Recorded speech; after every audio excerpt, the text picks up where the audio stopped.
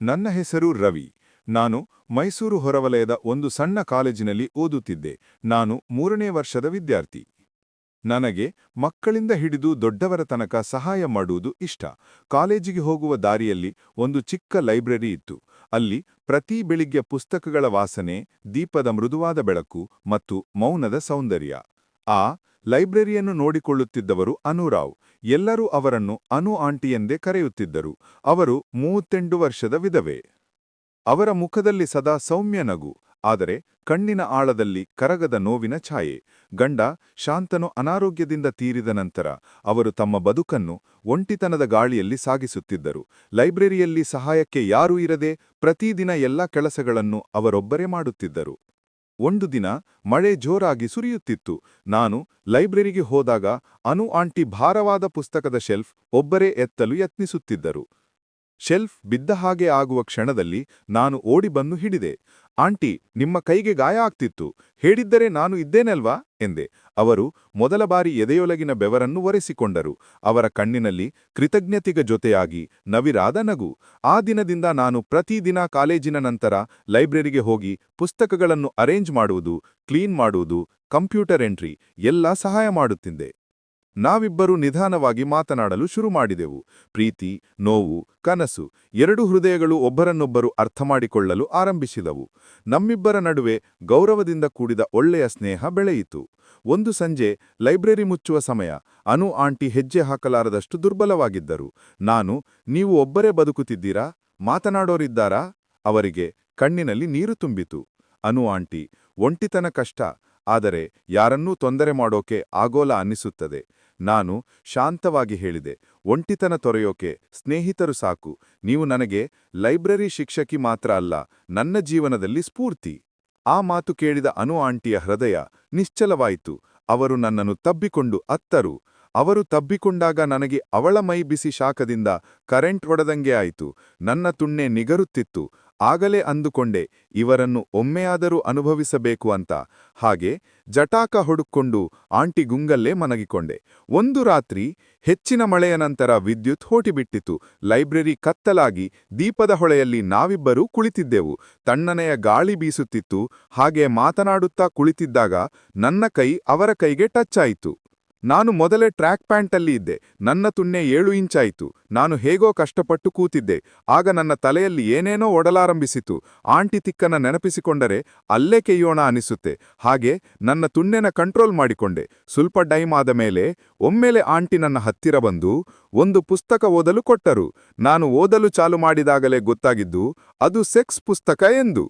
ಪುಸ್ತಕವನ್ನು ಓದುತ್ತಿದ್ದಂತೆ ನನ್ನ ಎದೆಯೊಳಗಿ ಆಸೆ ಹುಟ್ಟಲಾರಂಭಿಸಿತು. ಆಂಟಿ ಮೆಲ್ಲನೆ ನನ್ನ ಕಿವಿ ಹತ್ತಿರ ಬಂದು, ನೀನು ನನ್ನ ಜೊತೆ ಸೆಕ್ಸ್ ಮಾಡ್ತೀಯಾ?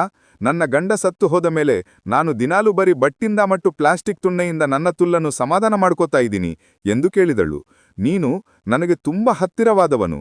ನೀನು ನನ್ನ ಜೊತೆ ಸೆಕ್ಸ್ ಮಾಡ್ತೀಯಾ? ನನ್ನ ತುಲ್ಲನ್ನು ಸಮಾಧಾನ ಮಾಡ್ತೀಯಾ? ನನ್ನ ತುಲ್ಲು ನಿಜವಾದ ತುಣ್ಣಿನ ರುಚಿ ನೋಡಿ ತುಂಬ ವರ್ಷವಾಯಿತು ಎಂದು ಹೇಳಿದಳು. ನನಗೆ ಅವರ ಮಾತನ್ನು ಕೇಳಿ ನಂಬಲು ಆಗಲಿಲ್ಲ. ನಾನು ಜೋಶಲ್ಲಿ ಆಯ್ತು ಎಂದೆ. ಯಾಕಂದ್ರೆ ಡಾಕ್ಟರ್ ಹೇಳಿದ್ದು ಹಾಲುವನ್ನ, ಹಾಗೆ ರೋಗಿ ಬಯಸಿದ್ದು ಹಾಲುವನ್ನ ಎಂದು. ಹಾಗೆ ನನಗೂ ಕೂಡ ಅದೇ ಬೇಕಾಗಿತ್ತು. ಆಂಟಿ ನನ್ನನ್ನು ಲೈಬ್ರರಿಯಲ್ಲಿರುವ ಕೊನೆಯ ಸ್ಟೋರ್ ರೂಮ್ಗೆ ಕರೆದುಕೊಂಡು ಹೋಗಿ ಬಾಗಿಲು ಹಾಕಿದರು. ನಾನು ಓದುತ್ತಾ ಇದ್ದ ಪುಸ್ತಕದ ಚಿತ್ರಗಳನ್ನು ತೋರಿಸಿ, ನಾವು ಹೀಗೆ ಮಾಡೋಣವಾ ಅಂದರು. ನನಗೆ ಸ್ವಲ್ಪ ಹೆದರಿಕೆ ಆದರೂ ತೋರಿಸಿಕೊಳ್ಳದೆ ಆಯಿತು ಎಂದೆ. ಮತ್ತೆ ಇಬ್ಬರು ಬೆಡ್ರೂಮ್ಗೆ ಹೋದೆವು. ಆಂಟಿ ಬೆತ್ತಲಾದರು. ಅವರ ತುಲ್ಲು ಮೃದುವಾಗಿ ಬಂತರ ಇತ್ತು. ಮೆತ್ತಗೆ ಮುಟ್ಟಿದೆ. ಇದು ಗ್ಯಾಸ್ ತರಾನೇ, ಇದಕ್ಕೂ ಫಿಟ್ ಮಾಡು, ನೀನು ಸಲಿಸಾಗಿ ಮಾಡ್ತೀಯ, ಏನು ಹೆದರಬೇಡ ಅನ್ನುತ್ತಾ ಕಾಲಗಳಿಸಿ ಮಲಗಿದರು. ಅವರ ಮೊಲೆ ಸಖತ್ತಾಗಿತ್ತು. ನಾನು ಸೆಕ್ಸ್ ಬುಕ್ ಓದುತ್ತಿದ್ದೆನಲ್ಲ, ಹಾಗಾಗಿ ನನಗೆ ಮೊಲೆರ ಹಿಟ್ಟಿನ ತರ ಒತ್ತಿ ಅಮುಕಿ ನೆಕ್ಕಿ ಮಾಡಿದರೆ ಹೆಂಗಸರಿಗೆ ಖುಷಿಯಾಗುತ್ತೆ ಅಂತ ಗೊತ್ತಿತ್ತು. ನಾನು ಬಟ್ಟೆ ತೆಗೆಯದೆ ಅವರ ಮೊಲೆ ನೆಕ್ಲಿಕ್ಕೆ ಶುರು ಮಾಡಿದೆ. ಅವರು, ಕಳ್ಳ, ಬಟ್ಟೆ ತೆಗೆಯೋ, ನಾನು ಬೆತ್ತಲಾಗಿರುವಾಗ ನೀನು ಎಲ್ಲ ಅಡಗಿಸಿ ಇಟ್ಟಿಬೇಕಾ ಅನ್ನುತ್ತಾ ಮೆತ್ತಗೆ ಅಂಡಿನ ಮೇಲೆ ಹೊಡೆದಲು. ನನಗೆ ಮಜಾ ಬಂತು. ನಾನು ನಾಚಿಕೆ ಆಗುತ್ತಿ ಕಣೆ ಅಂದೆ. ಅವರು, ಒಮ್ಮೆ ಮಾಡಿಬಿಟ್ಟರೆ ನಾಚಿಕೆ ಗೀಚಿಕೆ ಎಲ್ಲ ಹೋಗುತ್ತೆ ಅನ್ನುತ್ತಾ ನನ್ನ ಚಡ್ಡಿ ಎಳೆದರು.